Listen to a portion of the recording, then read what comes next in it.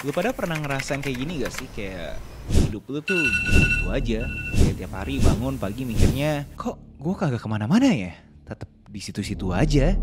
Dimana kalau lihat sekeliling gua, mereka udah terbang kemana-mana. Sedangkan gua ya di sini-sini aja. Dan karena gua ngaku-ngaku diri gua kritis, gue coba audit keras kenapa gua itu kagak kemana-mana. Setelah melewati proses audit tersebut, gue baru sadar bahwa gue itu banyak kekurangannya. Terutama di kebiasaan-kebiasaan buruk gue. Sexual dysfunction. ED is a common type of sexual dysfunction. It is when a man has trouble getting or keeping an erection. Oleh karena itu, akhirnya gue pengen mencoba untuk melawan kebiasaan-kebiasaan buruk ini. Dan akhirnya gue beli buku ini, Atomic Habits. Jujur, awalnya gue agak malas beli buku ini karena popularitasnya. Gue berasa apaan sih atom-atom, lu pikir bom apa? Tapi saking banyaknya orang yang komentar bahwa buku ini bagus banget, ngubah hidup mereka lah. Ya akhirnya gue beli juga buku tersebut. Dan setelah gue baca beberapa paragraf pertama, gue tahu kenapa buku ini populer. Karena dari awal aja buku ini langsung ngebuka mata gue. Dimana dia bilang bahwa tidak butuh perubahan yang signifikan untuk mengubah hidup kita. Jadi mindset yang gue adopsi selama ini salah. Perubahan kecil aja bisa. Cih, dia pasti asbun. Kagak ada referensi terhadap statement ini. Mbak, nah gila dia, mana mungkin perubahan kecil bisa mendatangkan perubahan Tapi yang beliau besar. mengilustrasikannya seperti ini. Kalian cukup improvisasi diri kalian, progres kalian dengan 1% saja setiap hari. Dan kalau kalian berhasil melakukan itu semua dalam waktu 1 tahun, kalian bisa 37 kali. Dan kalau misalnya kalian regressing progresnya kalian dengan 1% setiap harinya, selama setahun kalian malah jadi 0,03. Dan disinilah gua kena nih hooknya. Bahwa ternyata habit kecil itu akan membantu kita menuai di kemudian hari. Ambisi boleh, berpikir besar boleh, tapi itu saat melakukan planning. Tapi saat melakukan aksi, kita harus berpikir versi kecilnya dulu. Kenapa kita harus adopsi think small? Karena manusia pada umumnya seperti gua cara berpikirnya. Diilustrasikan di grafis ini. Hasil ada di y-axis, waktu di x-axis. Dengan kenaifan gua berpikir tuh akan linear terus. Tapi kenyataannya kagak kayak gitu kan. Si James Clear argue biasanya orang-orang itu pertama-tama hasilnya tuh pasti tidak signifikan. Dan mereka yang konsisten dengan habitnya yang akan berhasil dan eksponensial. Kebanyakan orang tuh berhenti di sini. The Valley of Disappointment. Dan kenapa banyak orang yang gampang berhenti? Karena mereka itu ngelihatnya tuh goalnya mereka. Mereka mendewakan goal. Dan mendewakan goal itu salah. Punya goal salah. Udah gila dia. Gue denger itu ya panas juga dong. Justru orang yang punya ambisi harus punya goal juga dong. Tapi menurut James Clear yang harus didewain adalah sistem. Kagak mungkin. Bullshit. Ini kan studi kasusnya dalam konteks olahraga tim. Setiap pemainnya pasti punya goal yang sama kan, yaitu memenangkan pertandingan. Jadi punya goal itu ada sesuatu yang generik. Semua pemain punya goal tersebut. Tapi kagak semua pemain punya sistem. Dan gue yakin pasti kalian pengen tahu banget kan gimana caranya untuk bangun sistem ini.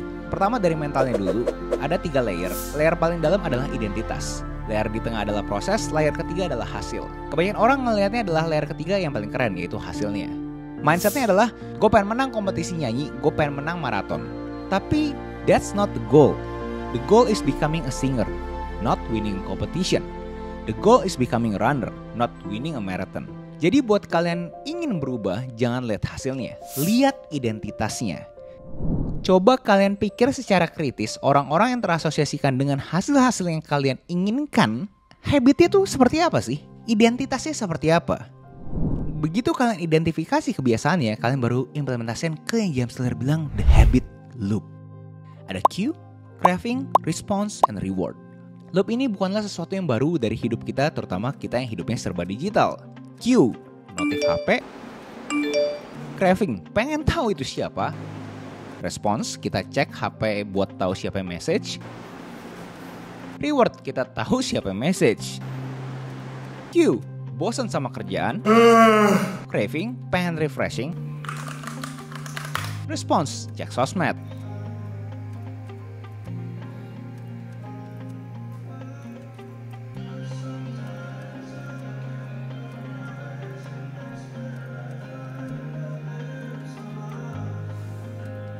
Reward memuaskan keinginan kita untuk mencari sesuatu yang refreshing. Jadi kalau kalian mau membuat sistem kebiasaan yang baik, kalian harus mempunyai elemen-elemen ini. Dan gimana cara implementasinya ya? Untuk Q, kalian harus make it obvious. Harus beneran kelihatan. Untuk craving, kalian harus make it atraktif. Kayaknya tuh kalian tuh kayak pengen aja gitu. Kayak atraktif gitu. Untuk response, make it easy. Segampang mungkin. Untuk reward, make it satisfying. Jadi kalian berasa fulfilled gitu setelah melakukan hal-hal ini. Dan setelah gue baca ini semua, gue benar-benar tertarik banget untuk gue coba. Jadi gue pengen bikin studi kasus berdasarkan berat badan gue, dimana gue udah 1 bulanan tidak olahraga ya karena malas. Dan sekarang berat badan gue segini. Dan apa yang akan gue capai dengan membangun kebiasaan olahraga di pagi hari.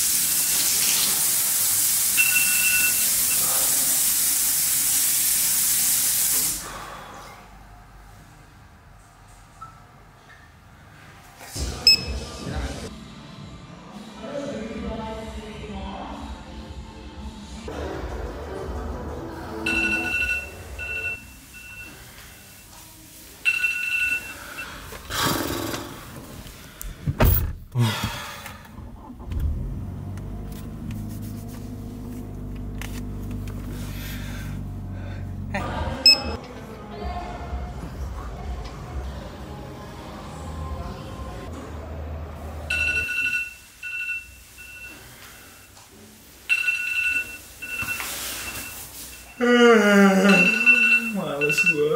Ngapain ke gym? Nggak usah kali ya.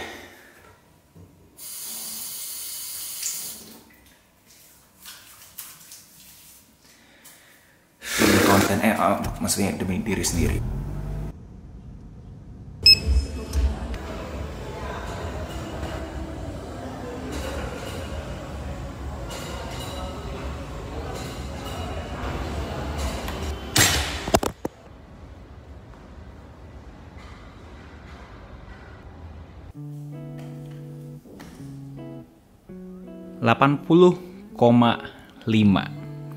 Jadi sebelum gue memulai habit ini, berat badan gue ada di 82,3. Dan 4 hari setelah gue melakukan habit olahraga secara berturut-turut, berat badan gue ada di 80,5. Kurang lebih penurunan berat badan gue adalah 1,8 kilo. Dan kalau dibagi ya kurang lebih 2%-an.